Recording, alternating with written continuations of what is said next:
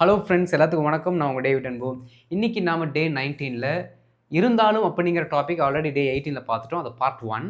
அதோட இன்னும் ஒரு சில வேரியேஷன்ஸ் இருக்குது. அதை தான் இன்றைக்கி நம்ம கிளாஸில் பார்க்க போகிறோம். வேரியேஷன் 2, சரிங்களா? அதையும் நீங்கள் தெரிஞ்சு வச்சுக்கணும், இதையும் தெரிஞ்சு வச்சுக்கணும். அது என்ன மாதிரியான சென்டென்ஸ் ஸ்ட்ரக்சர்ஸில் வருது, இது எந்த மாதிரியான சென்டென்ஸ் ஸ்ட்ரக்சர்ஸில் வருது அப்படிங்கிறத நீங்கள் தெரிஞ்சு வச்சுக்கிட்டா தான் இந்தந்த வார்த்தைகளை இங்கெல்லாம் யூஸ் பண்ண முடியும் அப்படிங்கிற தெளிவே உங்களுக்கு கிடைக்கும், சரிங்களா? ஸோ நம்ம இதை கிறிஸ்டல் கிளியராக பார்த்துடலாம். போன செஷன்லேயே இதை நடத்தியிருப்பேன், ஆனால் கன்ஃபியூஸ் ஆயிடுவீங்கன்னு சொல்லிட்டு தான் நான் போன இதில் நடத்தாமல் இப்போ தனியாக அதை நடத்துகிறேன். ஸோ கரெக்டாக நீங்கள் என்ன பண்ணுங்கள், ஸ்கிப் பண்ணாமல் வாட்ச் பண்ணுங்கள், அப்போ தான் உங்களுக்கு புரியும். அண்ட் இதை நம்ம சேனல் ஃபஸ்ட் டைம் வந்திருக்கீங்க, நான் மறக்காமல் நம்ம சேனலை சப்ஸ்கிரைப் பண்ணிட்டு பெல் பட்டனை கிளிக் பண்ணி வச்சுக்கோங்க. அப்போ தான் நான் போடுற வீடியோஸ் உங்களுக்கு தொடர்ந்து வந்து சேரும். நம்ம வித்தவுட் டிலே வீடியோக்குள்ளே போயிடலாம். ஃப்ரெண்ட்ஸ், இந்த பேசிக்கை நல்லா கவனிச்சிட்டிங்க அப்படின்னா உங்களுக்கு எதை எங்கே யூஸ் பண்ணணும் அப்படிங்கிற டவுட் வராது, எந்த ஸ்ட்ரக்சரில் இதை யூஸ் பண்ணணும் அப்படிங்கிற டவுட் வராது. ஃபஸ்ட்டு நம்ம லாஸ்ட் கிளாஸில் படித்த அந்த சென்டென்ஸோட ஸ்ட்ரக்சர் எப்படி இருந்துச்சு அப்படிங்கிறத பார்த்துடலாம். எப்படின்னா பாருங்களேன், தோ அப்படிங்கிற வார்த்தை கூட ஒரு மெயின் கிளாஸ் வரணும். மெயின் கிளாஸ்னால் என்ன?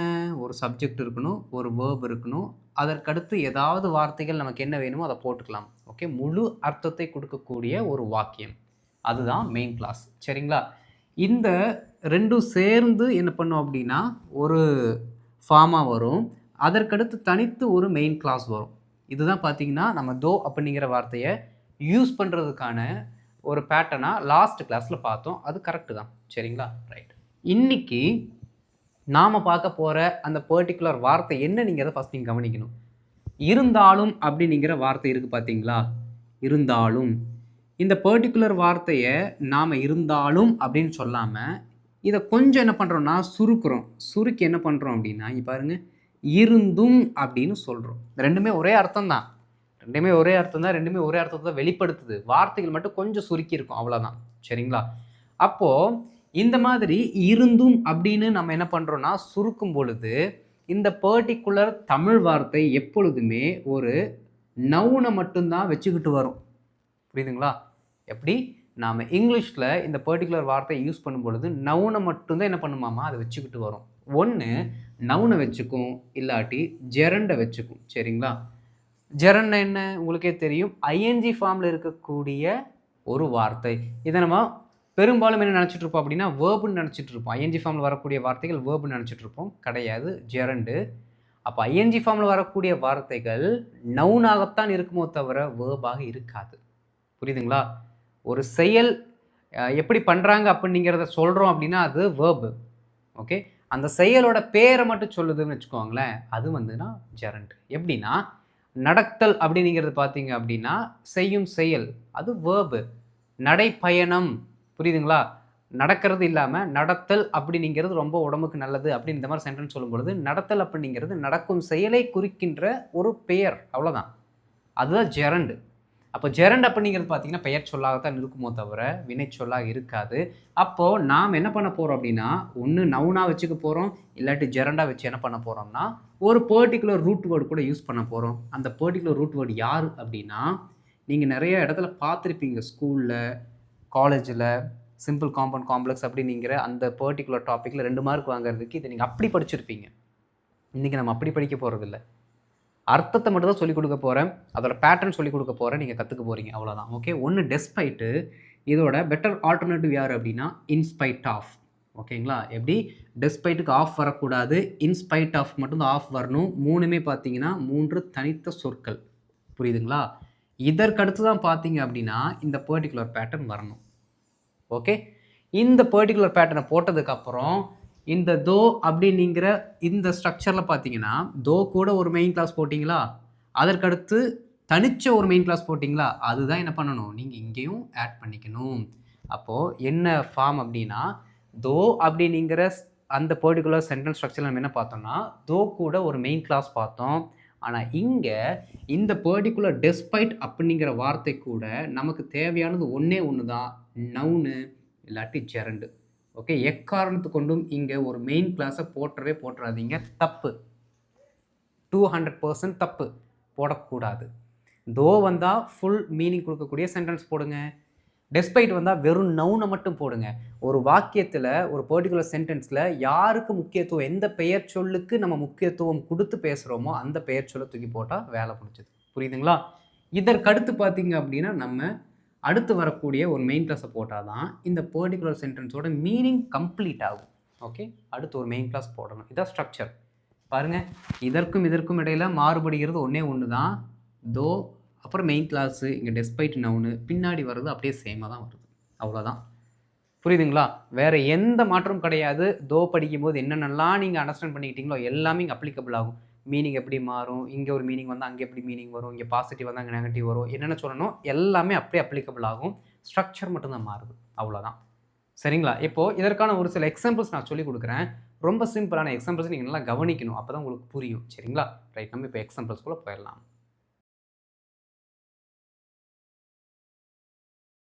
ஃப்ரெண்ட்ஸ், இப்போ ஒரு சில எக்ஸாம்பிள்ஸ் எழுதியிருக்கேன். மேலே பார்த்தீங்கன்னா ஃபார்முலாவும் இருக்கும்.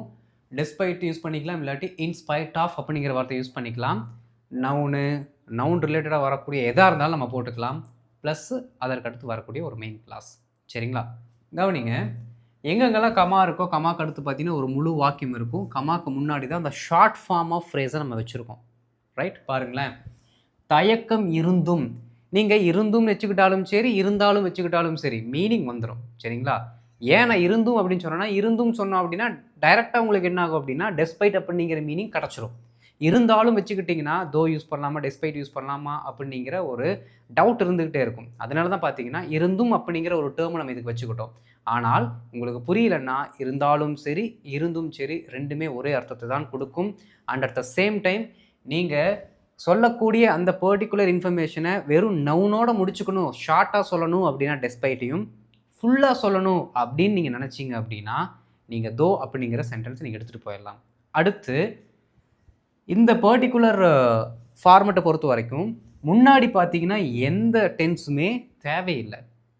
எந்த டென்ஸும் தேவையில்லை. ஏன்னா நம்ம தோலாம் படிக்கும்போது பார்த்தீங்கன்னா முன்னாடி இருக்க மெயின் கிளாஸ் வந்து ஒரு டென்ஸில் இருந்தால் அதுக்கேற்ற மாதிரி இன்னொரு சென்டென்ஸ் நம்ம எழுதணும் அப்படிங்கிறத படித்தோம். இங்கே பார்த்தீங்கன்னா வெறும் நவுன் மட்டும்தானே வருது. அதனால என்ன டென்ஸையுமே இது என்ன பண்ணாது, சொல்லாது. இங்கே முன்னாடி வரக்கூடிய வார்த்தைகள் எந்த டென்ஸுமே சொல்லாது. பின்னாடி வரக்கூடிய சென்டென்ஸில் என்ன டென்ஸ் இருக்கோ அதற்கேற்றார் போல் முன்னாடி இருக்கிறது மாறிக்கும். அவ்வளோதான், ஃப்ளெக்சிபிள். பின்னாடி இருக்கிற அந்த பர்டிகுலர் சென்டென்ஸோட வேர்பு தான் இதை அதற்கேற்ற மாதிரி மாற்றிக்கும். சரிங்களா? இதை மட்டும் நீங்கள் தெரிஞ்சுக்கிட்டால் போதும். ரைட், இப்போ பாருங்கள், தயக்கம் இருந்தும் அவர் உதவ ஒப்புக்கொண்டார். தயக்கம் இருந்தும் நம்ம ரொம்ப சிம்பிள், ஃபஸ்ட்டு ஆரம்பிச்சிடலாம். எப்படி தெரியுங்களா? இன்ஸ்பைட் ஆஃப் அப்படின்னு போட்டுருவோம். ஓகே, ஏன்னா இப்படி தான் ஸ்டார்ட் பண்ணணும். ஒன்று இன்ஸ்பைட் ஆஃப் போடணும், இல்லாட்டி டெஸ்பைட்னு போடணும். சரிங்களா? இன்ஸ்பைட் ஆஃப் இருந்தும் அப்படிங்கிற வார்த்தையை கொண்டு வந்தாச்சு. தயக்கம், தயக்கத்துக்கு இங்கிலீஷில் என்ன நமக்கு தெரியுமே, ஹெசிடேஷன். ஹெசிடேஷன்ங்கிறது நவுனு, அதனால கரெக்டாக உட்காந்துருச்சு. இன்ஸ்பைட் ஆஃப் ஹெசிடேஷன் அவர் உதவ ஒப்புக்கொண்டார், பாஸ்டில் இருக்கு. he agreed to help. அவ்வளோதான், he agreed to help. பாருங்க, in spite of hesitation he agreed to help. despite hesitation he agreed to help. இந்த ஹெசிடேஷன் அப்படிங்கிற வார்த்தை பியோர் நவுனு. சரிங்களா? அடுத்த ஸ்லைடில் ஜெரண்ட் எப்படி யூஸ் பண்ண போகிறது நான் சொல்கிறேன். இது பார்த்தீங்கன்னா ஃபுல் அண்ட் ஃபுல் ஒரு பிளெயின் நவுனாக மட்டும்தான் வரும். ஈஸியாக இருக்குங்களா? அவ்வளோதான். அடுத்து பாருங்களேன், அவர் வயதாக இருந்தும் அவர் இன்னும் சுறுசுறுப்பாக இருக்கிறார். ஓகே, ஸ்டார்ட் பண்ணிடுவோம் எப்பயும் போல். பாருங்கள், டெஸ்பைட். இப்போ நல்லா கவனிக்கணும். நீங்கள் ஒருத்தரை பற்றின இன்ஃபர்மேஷனை நீங்கள் ஃபுல்லாக சொல்கிறீங்கன்னு வச்சுக்கோங்களேன். இந்த இடத்துல எல்லாமே நீங்கள் பொசசிவ் ப்ரொனவுன் யூஸ் பண்ணி அவங்கள பற்றி நீங்கள் என்ன சொல்கிறீங்களோ அந்த பர்டிகுலர் வார்த்தை போடணும். எப்படி? டெஸ்பைட்னு வந்துட்டாலே டெஸ்பைட்க்கு அடுத்து வரக்கூடிய அந்த பர்டிகுலர் சென்டென்ஸு நீங்கள் ஒரு முழு அர்த்தத்தையுமே சிம்பிளாக சொல்கிறீங்க அப்படின்னா நம்மளோட பொசசிவ் ப்ரொனவுன்ஸ் இருக்குல்ல, ஹிஸ்ஸு, ஹெர்ரு, தேயர், அவர், யுவர். ஏன் இந்த மாதிரி வார்த்தையில் யூஸ் பண்ணுறோம் அப்படின்னா, இந்த ஹிஸ்ஸுன்னு போட்டிங்கன்னா ஹிஸ்ஸுக்கு அடுத்து கண்டிப்பாக ஒரு நவுனை போட்டு தான் ஆகணும். போடலை அப்படின்னா மீனிங் வராது. தேயர் அப்படின்னு சொன்னீங்கன்னா தேயருக்கு அடுத்து கண்டிப்பாக ஒரு நவுனை போட்டால் தான் மீனிங் கம்ப்ளீட் ஆகும். அதனால அந்த ஸ்ட்ரக்சரை மட்டும்தான் இந்த பர்டிகுலர் டெஸ்பைட் இன்ஸ்பைட் ஆஃப் எடுத்துக்கும். சரிங்களா? இந்த ஹிம்மு ஹெர்லாம் வந்துச்சுன்னா தப்பு கிடையாது, அதெல்லாம் யூஸ் பண்ணிக்கலாம். ஆனால் ஒரு கம்ப்ளீட் சென்டென்ஸை பற்றி பேசுகிறீங்க. அவர் வயதாக இருந்தும், அவர் வயதானவராக இருந்தாலும், இல்லாட்டி அவருக்கு அதிக வயது இருந்தும் எப்படி சொன்னாலும் ஒரே அர்த்தம் தான். அதை சொல்லும் பொழுது ஹிஸ் அப்படிங்கிற அந்த பொசசிவ் ப்ரொனவுன் போட்டு தான் ஸ்டார்ட் பண்ணணும். பாருங்களேன், அவர் வயதாக இருந்தும் டெஸ்பைட் கொண்டு வந்தாச்சு. அவர் வயதாக இருக்கிறாருங்கிறதா கான்செப்ட்டு. நீங்கள் எப்படி எழுதணும் அப்படின்னா, ஹிஸ் ஓல்ட் ஏஜ். அவ்வளோதான். பாருங்கள், பொசசிவ் ப்ரொனவுன் அதற்கடுத்து வரக்கூடிய முக்கிய நவுன். எதை இங்கே நாம் முக்கியமாக பேசியிருக்கோம்? அவரோட வயசை பற்றி பேசியிருக்கோம். அதுதான் மெயின் நவுனு. அந்த மெயின் நவுன் இங்கே போட்டுட்டு யாரோட வயசை பற்றி பேசணும்? அவரோட வயசு. ஸோ அவருடைய அப்படிங்கிற வார்த்தை போட்டாச்சு. His old age. பாருங்கள், டெஸ்பைட் ஹிஸ் ஓல்ட் ஏஜ், அவர் ரொம்ப வயசாக இருந்தும் அவர் இன்னும் சுறுசுறுப்பாக இருக்கிறார். பாருங்கள், இது ப்ரெசென்ட்டில் இருக்குது, மேலே இருக்கிறது பாஸ்ட், இங்கே இருக்கிறது ப்ரெசென்ட். அப்போ இந்த சென்டென்ஸ் ப்ரெசென்ட்டில் இருந்தால் இதுவும் ப்ரெசென்ட் கூட கனெக்ட் ஆயிரும். இது பாஸ்ட்டில் இருந்துச்சு அப்படின்னா இதுவும் பாஸ்ட் கூட கனெக்ட் ஆயிரும். அவ்வளோதான். டென்ஸில் நீங்கள் ரொம்ப கவலைப்பட்டுக்க தேவையில்லை. தோ மாதிரி இங்கே டென்ஸுக்கு நீங்கள் அதிக முக்கியத்துவம் கொடுக்கணும்னு அவசியம் கிடையாது. பின்னாடி இருக்க சென்டென்ஸ் மட்டும் ஃபோக்கஸ் பண்ணால் போதும். அவர் இன்னும் சுறுசுறுப்பாக இருக்கிறார். Okay, he is still very active. சிம்பிளாக சொல்லிடலாம். பாருங்கள், he is still very active despite his old age. He is still very active. Simple. அவளது சிறந்த முயற்சிகள் இருந்தும். பாருங்கள், இது ஒரு பெரிய சென்டென்ஸ் மாதிரி இருக்கா? அப்போ இங்கேயும் நம்ம என்ன தான் பண்ணணும்? அவளது அப்படிங்கிற நவுனை பற்றி பேசிட்டோமா? அப்போ அந்த பர்டிகுலர் பொசசிவ் ப்ரொனவுனை நம்ம யூஸ் பண்ணணும். வாங்க, அவளது சிறந்த முயற்சிகள் இருந்தும். ஓகே, இன்ஸ்பைட் ஆஃப் எப்படி எழுதலாம்? ஹெர். முக்கியமாக யாரை பற்றி பேசுகிறோம்? சிறந்த முயற்சிகள். யாரோடது? அவளுடையது. அப்போ அவளுடைய அப்படிங்கிற வார்த்தை கொண்டு வந்தாச்சு. சிறந்த முயற்சிகள். என்ன சிறந்த முயற்சிகள்? Her best efforts. புரியுது தானே உங்களுக்கு ஃப்ரெண்ட்ஸ்? புரியுது தானே? என்ன சென்டென்ஸ் ஃபுல்லாக இருந்தாலும் மெயின் நவுனை தூக்கி அங்கே போடுறீங்க. அவளது, அவனது அப்படின்னு வந்தால் அவனுடைய, அவளுடைய அப்படிங்கிற அர்த்தத்தில் தான் வரும். அதற்கேற்ற அந்த ப்ரொனவுனை போட்டால் வேலை முடிச்சுது. பாருங்கள், in spite of her best efforts, அவளால் காரை சரி செய்ய முடியவில்லை. ஓகே, ஷீ குடன்ட், முடியவில்லைன்னா past. Okay, she couldn't fix the car. அவ்வளோதான். பாருங்கள், in spite of her best efforts she couldn't fix the car. In spite of her best efforts, she couldn't fix the car. Simple. Okay, அடுத்து பாருங்க, சவால்கள் இருந்தும் திட்டம் வெற்றி பெற்றது. இதெல்லாம் ரொம்ப சிம்பிள். ஏன்னா ஒரே ஒரு நவுன் தான் வந்திருக்கு. அப்படியே தூக்கி உட்கார வச்சிடலாம். மேலே கூட பார்த்தீங்கன்னா அவர் வயதாக இருந்தும், அவளது சிறந்த முயற்சிகள் இருந்தும்னு ஒரு பெரிய நவுன் ஃப்ரேஸ் இருக்குது. இங்கெல்லாம் பார்த்தீங்கன்னா ஒரே வேர்டு தான். இங்கே பாருங்கள், அதிக விலை இருந்தும் ஒரே வேர்டு தான். டக்குன்னு முடிச்சிடலாம். சரி பாருங்கள், சவால்கள் இருந்தும் எப்படி எழுதலாம்? டெஸ்பைட். சவால்கள் அப்படின்னா நமக்கே தெரியும், the challenges. Okay, despite the challenges, திட்டம் வெற்றி பெற்றது. ரொம்ப simple. The project was a success. சிம்பிளாக சொல்லிட்டு போயிடலாம். இதெல்லாம் சிம்பிள் சென்டென்சஸ் தான். பாருங்கள், despite the challenges, the project was a success. முடிஞ்சது. அதிக விலை இருந்தும் பொருட்கள் மிகவும் சீக்கிரமாக விற்று தீர்ந்தது. அதிக விலை இருந்தும் பொருட்கள் மிகவும் சீக்கிரமாக விற்று தீர்ந்தது.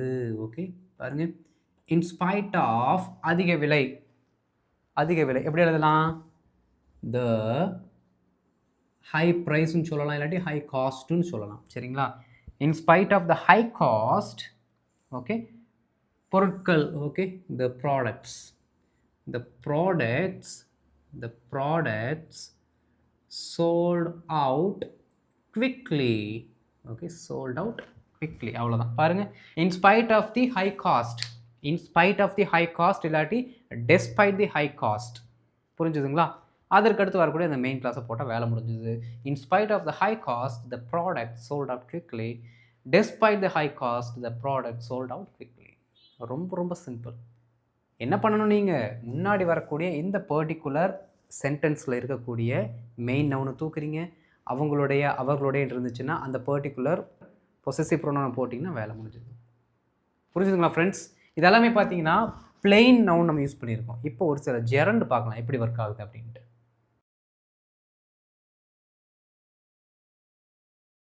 இப்போ ஒரு சில எக்ஸாம்பிள்ஸ் அந்த ஜெரண்ட் வச்சு பாருங்கள். முதல் போட்டியில் தோல்வி பெற்றாலும் அவள் அடுத்த 3 போட்டிகளில் வெற்றி பெற்றார். நல்லா கவனிக்கணும் ஃப்ரெண்ட்ஸ். இந்த மாதிரி சென்டென்சஸில் நீங்கள் ஏதோ ஒரு ஆக்ஷன் வேர்டை பற்றி என்ன பண்ணலான்னா ஐடென்டிஃபை பண்ணலாம். ஒரு மீனிங் அதுவே கொடுக்கும். நம்ம போன இதில் பார்த்தீங்கன்னா வெறும் நவுனை மட்டுமே தான் பற்றி பேசுச்சு. இங்கே அவங்க என்ன ஆக்ஷனை பண்ணாங்களோ அந்த ஆக்ஷனை இது நவுனாக காட்டும். அந்த பர்டிகுலர் ஆக்ஷனை நீங்கள் என்ன பண்ணணும், இங்கே நீங்கள் ஐஎன்ஜி ஃபார்மில் போட்டால் வேலை முடிஞ்சுது. பாருங்கள், முதல் போட்டியில் தோல்வி பெற்றாலும் இந்த இடத்துல நாம் வச்சிருக்க அந்த பர்டிகுலர் வேர்ப் என்ன, தோல்வி அடைகிறாங்க. பாருங்கள், தோல்வி பெறுகிறார்கள், அதுதான் வேர்பு. அந்த பர்டிகுலர் வேர்பு நீங்கள் என்ன பண்ணணும் அப்படின்னா ஐஎன்ஜி ஃபார்மில் போட்டால் வேலை முடிஞ்சுது. அப்படி எழுதலாம். பாருங்கள், டெஸ்பைட் தோல்வி பெறுதல், அப்போ லூசிங், அவ்வளோதாங்க, முடிஞ்சு போச்சு. ஜெரண்ட் வந்துருச்சு. டெஸ்பைட் லூசிங், முதல் போட்டியில் தோல்வி பெற்றாலும். Okay, despite losing in the first match. Okay, in the first match, இல்லாட்டி முதல் போட்டியில் தோல்வி பெற்றாலும் அப்படின்னு சொல்கிறதுக்கு இந்த சொல்லாமையே என்ன பண்ணிக்கலாம், டெஸ்பைட் லூசிங் த ஃபர்ஸ்ட் மேட்ச்னு சொன்னாலும் கரெக்டு தான், மீனிங் வந்துடும். Okay, despite losing in the first match, அவர் அடுத்த 3 போட்டிகளில் வெற்றி பெற்றார், பாஸ்டில் இருக்குது. ஓகே, ரொம்ப simple. she won 3 games. she won 3 games. அடுத்தடுத்த போட்டின்னு சொல்கிறோம்ல, அதற்கு நம்ம என்ன பண்ணலாம் அப்படின்னா கன்செக்யூட்டிவ்லி அப்படின்னு நம்ம சொல்லலாம். ஓகே, எழுதுகிறேன் பாருங்கள், கன்செக்யூட்டிவ்லி. ஓகே, அவ்வளோதான். கன்செக்யூட்டிவ்லி அப்படின்னா தொடர்ச்சியாக அப்படின்னு அர்த்தம். நம்ம அப்படி தான் எழுதியிருக்கோம், அவள் அடுத்த 3 போட்டிகளில் வெற்றி பெற்றார் அப்படின்னு எழுதியிருக்கோம். அப்போ கன்செக்யூட்டிவ்லி அப்படிங்கிற வார்த்தை யூஸ் பண்ணோம்னா கரெக்டாக இருக்கும். பாருங்களேன், despite losing in the first match she won 3 games consecutively. Simple, right? அந்த வார்த்தைக்கு ஸ்பெல்லிங்கோட நீங்கள் பார்த்து வச்சுக்கோங்க, உங்களுக்கு உதவும். பதவி உயர்வு கிடைத்தும் அவன் தனது வேலையில் மகிழ்ச்சியாக இல்லை. அவன் தனது வேலையில் மகிழ்ச்சியாக இல்லை. எப்போ பதவி உயர்வு கிடைத்தும், ரொம்ப சிம்பிள், அவனுக்கு கிடைச்சது. ஓகே, இன்ஸ்பைட் ஆஃப், டக்கு நீங்கள் யோசிச்சிடணும் நான் எழுதுறதுக்கு முன்னாடியே. இன்ஸ்பைட் ஆஃப் என்னதாம்மா, ப்ரமோஷன் கிடச்சிதுங்களா, அப்போ கெட்டிங் அ ப்ரமோஷன், அவ்வளோதான். அவன் தனது வேலையில் மகிழ்ச்சியாக இல்லை. ஓகே, ப்ரெசண்ட்டில் இருக்குது. he is not happy with his job, அவ்வளோதான். he is not happy with his job. ஒரு சிலர் he is not happy in his jobனு சொல்லுவாங்க, அதை விட இது கரெக்டாக இருக்கும். பாருங்கள், he is not happy with his job. Okay, despite getting a promotion, in spite of getting a promotion, he is not happy with his job. Simple. நீங்கள் எந்த இடத்துல வேர்ப் மாதிரி வரக்கூடிய வார்த்தை பார்க்குறீங்களோ அதை அப்படியே மாற்றி விட்டிங்கன்னா வேலை முடிஞ்சது. அடுத்து பாருங்கள், உடல்நிலை சரியில்லாமல் இருந்தும், உடல்நிலை சரியில்லாமல் இருக்கிறதுக்கு என்ன சொல்லுவோம், சிக்காக ஃபீல் பண்ணுறேன், ஃபீலிங் சிக் சொல்லுவோம்ல, அப்படியே போட்டுற வேண்டியது தான். ஓகே, பாருங்கள், டெஸ்பைட் ஃபீலிங், ஏன்னா ஜெரண்டு வரணும், அதனால் ஃபீலிங் போட்டாச்சு, சிக், முடிஞ்சு போச்சு. டெஸ்பைட் ஃபீலிங் சிக், மாரத்தானில் அவள் வெற்றி பெற்றாள். Okay, she won the marathon, அவ்வளோதான். பாருங்கள், despite feeling sick, she won the marathon. Simple. இதை விட உங்களுக்கு ஈஸியான ஒரு டாபிக் இருக்குமானா இருக்காது. தோ போனீங்கன்னா அப்படி, டெஸ்பைட் கூட வந்தால் இப்படி, இடத்துக்கு ஏற்ற மாதிரி நம்ம மாறிக்கணும். ஓகே, குறைவான பணம் வைத்திருந்தாலும் அவர்கள் தாராள மனம் கொண்டவர்கள். இங்கே நீங்கள் கொஞ்சம் கவனிக்கணுங்க. வைத்திருந்தாலும் அப்படின்னு நம்ம சொல்கிறோம். கார் வைத்திருந்தாலும் அவர் நடந்து சென்றார், பணம் வைத்திருந்தாலும் அவர் செலவு செய்ய மாட்டேங்கிறாரு. நேரம் இருந்தாலும், எப்படி நேரம் இருந்தாலும்னா அவர்கிட்ட நேரம் இருக்கிறது, பொசசிவ் அப்படிங்கிற அர்த்தம் வருது. நேரம் இருந்தாலும் அவர் எனக்கு செலவு செய்ய மாட்டேங்கிறாரு, இப்படிலாம் சொல்லுவோம்ல. அப்போது ஒருத்தர்கிட்ட இருக்க ஒரு பொசஷனை பற்றி நம்ம பேசுகிறோம்னா அங்கே ஹேவிங் அப்படிங்கிற வார்த்தை நம்ம யூஸ் பண்ணுவோம். அது அப்படியே இங்கே போட்டுற வேண்டியதுதான். வாங்க, குறைவான பணம் வைத்திருந்தாலும், ஓகே, இன்ஸ்பைட் ஆஃப் வைத்திருந்தாலும், ஹேவிங், அவ்வளோதாங்க. In spite of having little money. Okay, குறைவான பணம்னா லிட்டில் மணின்னு சொல்லிக்கலாம், தப்பு இல்லை. In spite of having little money, அவர் தாராள மனம் கொண்டவர்னு போடுற போது கொண்டவர்கள் போட்டிருக்கோம். அப்போ நம்ம அவர்கள்னு போட்டுக்கலாம், சரிங்களா? அவர்கள் போட்டோம்னா கரெக்டாக நவுனுக்கு ஏற்ற மாதிரி வேர்ப் வந்துடும். அவர்கள் தாராள மனம் கொண்டவர்கள். Okay, they are they are so generous. Okay, ஜெனரஸ்ன்னு சொல்ல வேண்டாம், ஜெனரஸ்ன்னு சொல்கிறது கரெக்டான ப்ரொனன்சியேஷன். சரிங்களா? பாருங்கள், in spite of having little money they are so generous. In spite of having a little money they are so generous. இந்த இடத்துல ஸோ அப்படிங்கிறதுல இன்க்ரெடிபிளி அப்படின்னு சொன்னாலும் கரெக்டு தான். They are incredibly generous. Okay, meaning வந்துடும். தாமதமாக வந்தும் எங்களை உள்ளே அனுமதித்தனர். வந்தும் இங்கே பாருங்கள், ஆக்ஷனை பற்றியே தான் பேசுகிறோம். லேட்டாக வந்து எங்களை உள்ளே அனுமதித்தனர் அப்படின்னு சொல்கிறோம். ரொம்ப சிம்பிள். டெஸ்பைட், டெஸ்பைட் வந்தும் தானே, அப்போ அரைவிங், அவ்வளோதான். டெஸ்பைட் அரைவிங் லேட் அவர்கள் எங்களை உள்ளே அனுமதித்தனர். நர்ன்னு இருக்குது. ஓகே, அப்போ தே allowed us in, அவ்வளோதான். சிம்பிளாக முடிச்சாச்சு. தே allowed us in. despite arriving late they allowed us in. in spite of arriving late they allowed us in. Simple, அவ்வளோதாங்க. இதுதான் நவுன் கோடையும் ஜெரண்டு கோடையும் இந்த டெஸ்பைட் அப்படிங்கிற வார்த்தையை தோ, ஆல்தோ, ஈவன் தோ அப்படிங்கிற வார்த்தைக்கு மாற்றாக நம்ம யூஸ் பண்ணக்கூடிய அந்த particular sentence pattern and structure. புரிஞ்சுதுல நண்பர்களே? இதைத்தான் நீங்கள் என்ன பண்ணணும், இதுக்கப்புறம் ப்ராக்டிஸ் பண்ணணும். தோ வந்தால் இந்த ஸ்ட்ரக்சர், டெஸ்பைட் இன்ஸ்பைட் ஆஃப் வந்தால் இந்த ஸ்ட்ரக்சர் அப்படின்ட்டு நீங்கள் என்ன பண்ணணும், நிறைய சென்டென்சஸ் பார்த்தா தான் அதற்கும் இதற்கும் இருக்க வித்தியாசத்தை நீங்கள் என்ன பண்ணுவீங்க அப்படின்னா கரெக்டாக அண்டர்ஸ்டாண்ட் பண்ணி பேச பழகுவீங்க. Okay, right. ஸோ இந்த வீடியோ உங்களுக்கு புரிஞ்சிருக்குன்னு நினைக்கிறேன். ஸோ மறக்காம வீடியோவை லைக் பண்ணிட்டு மற்றவங்களும் ஷேர் பண்ணுங்கள், அவங்களும் தெரிந்து கொள்ளட்டும், பயனடைந்து கொள்ளட்டும். And at the same time இதான் நம்ம சேனல் நீங்கள் ஃபஸ்ட் டைம் வந்திருக்கீங்கன்னா மறக்காம நம்ம சேனல் சப்ஸ்கிரைப் பண்ணிட்டு பெல் பட்டனை கிளிக் பண்ணி வச்சுக்கோங்க. அப்போ தான் நான் போடுற வீடியோஸ் உங்களுக்கு தொடர்ந்து வந்து சேரும். இதோட ஹோம்ஒர்க் இப்போ ப்ளே ஆகும், அதை பார்த்துட்டு ஆன்சர் பண்ணுங்கள். அண்ட் அடுத்த வீடியோவில் ஒரு சூப்பரான டாப்பிக்கில் டே 20 உங்களை வந்து மீட் பண்ணுறேன். அது வரைக்கும் நல்லா ப்ராக்டிஸ் பண்ணிட்டுருங்க. இன்றைக்கி நடத்தின டே 19 இதற்கு முன்னாடி நடத்தின டே 8 பார்த்தீங்கன்னா 2 டாப்பிக்குமே ரொம்ப ரொம்ப க்ளோஸ் கனெக்ட் ஆனது.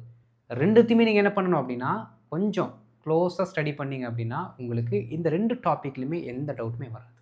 ஓகே, நல்லா ப்ராக்டிஸ் பண்ணுங்கள் ஃப்ரெண்ட்ஸ். நான் அடுத்த கிளாஸில் உங்களை மீட் பண்ணுறேன். தேங்க்யூ.